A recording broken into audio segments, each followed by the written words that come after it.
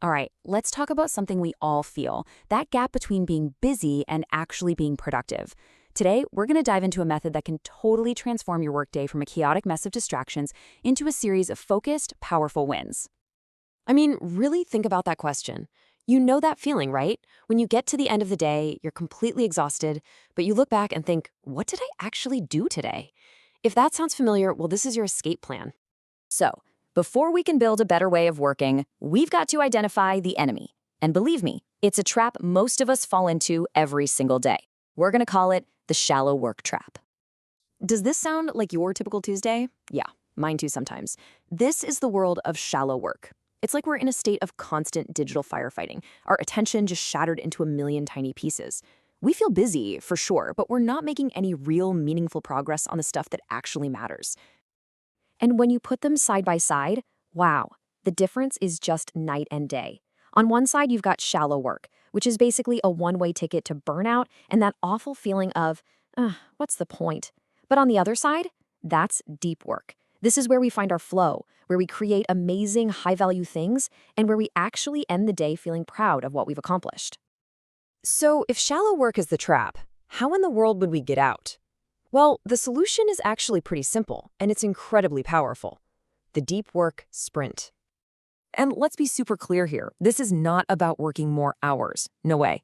It's about working smarter and better in the hours you already have. A deep work sprint is just a dedicated chunk of time where you give 100% of your brain power to one and only one important task. No quick checks of your email, no scrolling social media, just pure focus. Okay, so what does this actually look like in practice? Let's get into the nitty-gritty and break down the anatomy of a perfect sprint. This is your step-by-step guide to getting your focus back. You know, success here is usually decided before you even start the timer. This pre-sprint ritual is all about setting the stage. First, you pick one crystal clear goal. Then, you become ruthless about eliminating distractions. After that, get your workspace and your tools ready to go. And finally, let your team know you're going offline for a bit. This prep work is what makes that deep focus even possible. This is always the next question, right? How long should I do this for? And honestly, the answer is, it depends. There's no magic number here. The whole point is to experiment and figure out what length of time works for you and for the specific thing you're trying to do. Now, here are a few really common starting points.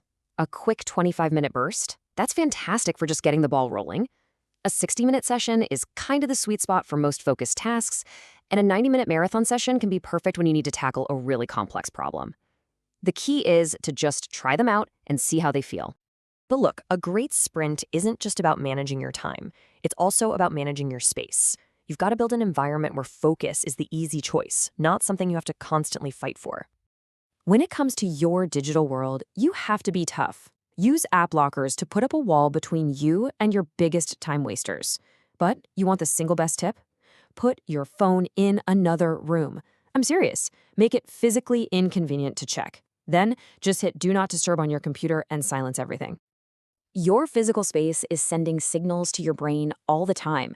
A clean, clear desk tells your brain, okay, it's time for clarity and purpose. Noise-canceling headphones, they create this amazing little cocoon of focus, shutting out the rest of the world. And for a lot of people, the right kind of instrumental music or ambient sound is the final piece of the puzzle to unlock that flow state. And this brings us to a really critical mindset shift. Focus isn't something you either have or you don't. It's a skill, it's a muscle. And the more you train it, the stronger it gets. Your mind is going to wander. That's just what minds do.